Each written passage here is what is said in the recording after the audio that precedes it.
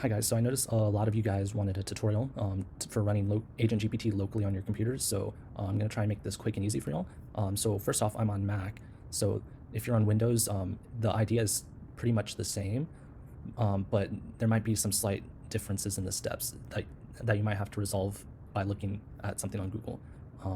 So first you're going to go here to Mac OS, or Windows if you're on Windows, and you're going to copy this line, and then actually I have my terminal open here, but I'm going to pretend I didn't just to show you all where your terminal is. You're going to go to Launchpad and then Other, then Terminal, and you're going to copy and paste this in here so you can install Git.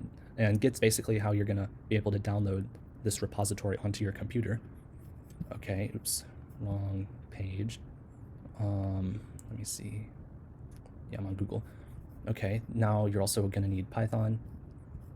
So you're going to go over here, python.org, and you're going to come down here and download Python, the latest version of Python. So, if you're on Windows, you would go down here and download the Windows installer, but I'm on Mac, so I would download this.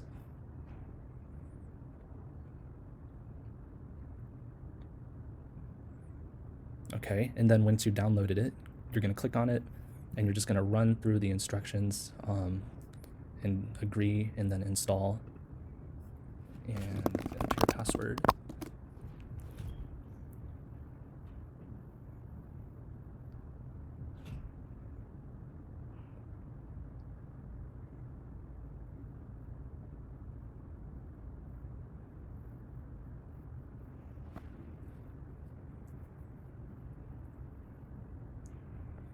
Okay, it's installing.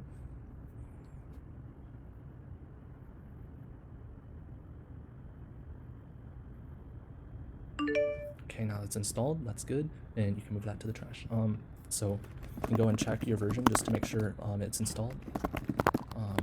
Now sometimes just regularly using Python won't work, so there's like some alternatives. You might have to do Python 3 or 3.11, or if that works fine for you, then just use Python. But we have the latest version installed, and then you can also check your Git version that way. Okay. So now we got a few of those dependencies resolved. You're also going to need to install Node and NPM, and the way you do that is you would go here, type brew install npm, and then you're going to put a semicolon, brew install Node, and you'll just wait for that to install. Now it's giving me an error right here because I've already have it installed, so I don't need to reinstall it, but just wait a few minutes for it to install for you, and you'll be all good. Okay, now here's the most important part.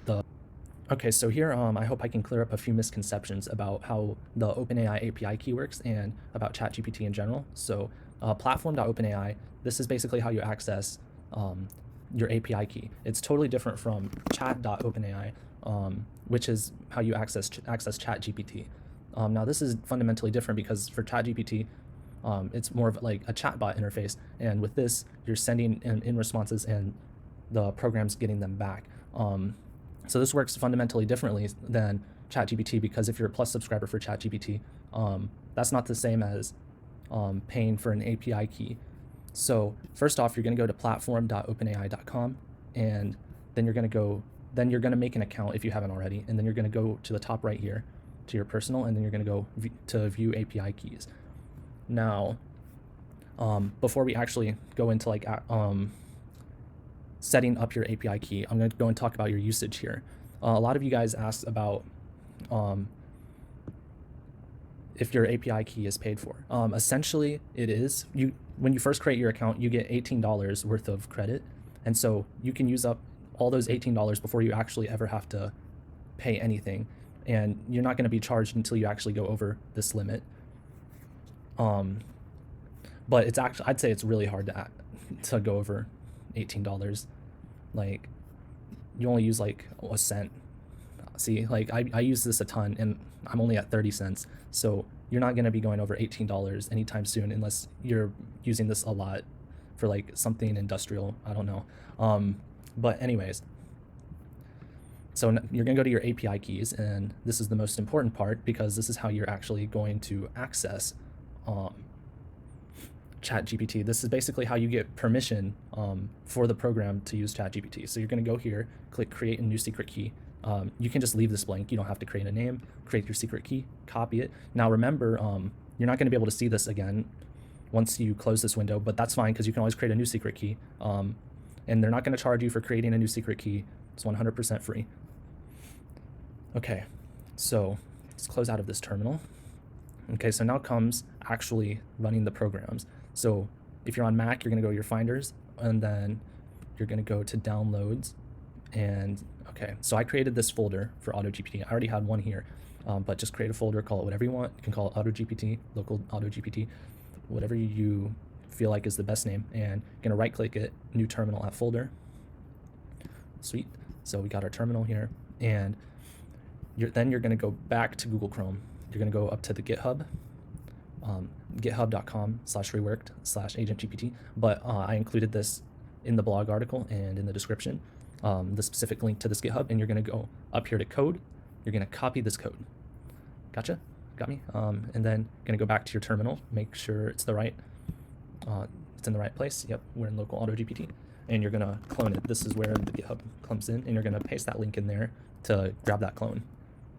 Okay, and it was done, and we can go back to our downloads, and we'll see that AgentGPT has been cloned. Now, the great thing about AgentGPT here is that you're not going to have to edit your .env, and you're also going to have a nice interface to work with compared to something like AutoGPT. So that's what makes this a lot easier and a lot more beginner-friendly to set up.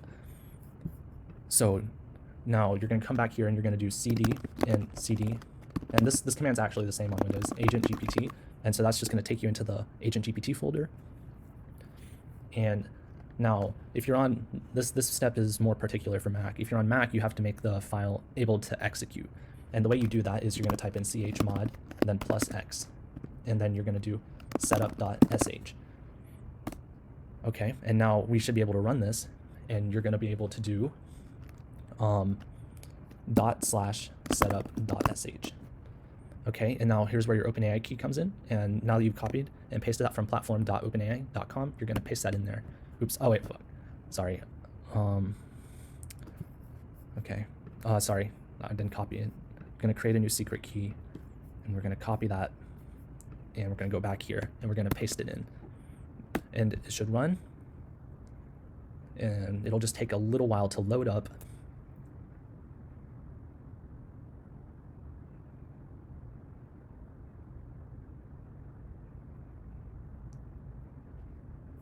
I'll let it access your downloads. It's nothing bad. It's just accessing your downloads. Okay, and once you see this right here, that means you are good to go.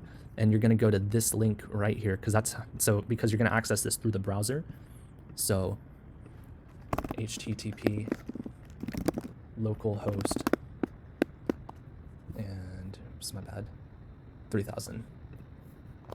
And don't worry, I'll make this really easy to follow. I'll include all the commands I used for this in the descriptions, in the actual guide above the video.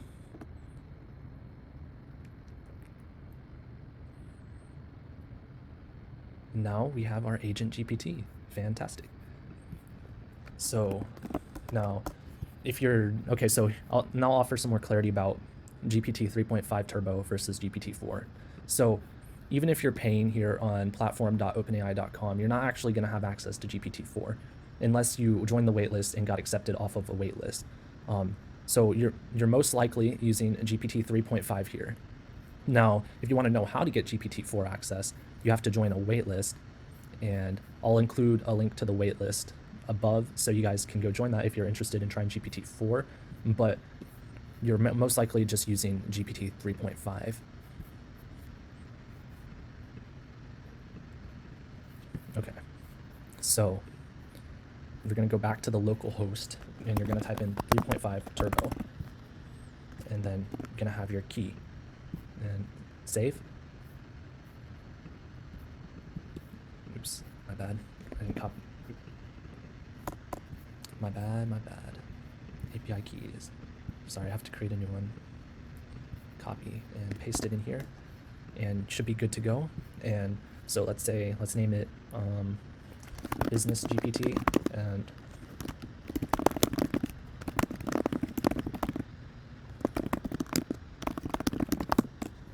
and now you can deploy your agent and it should work.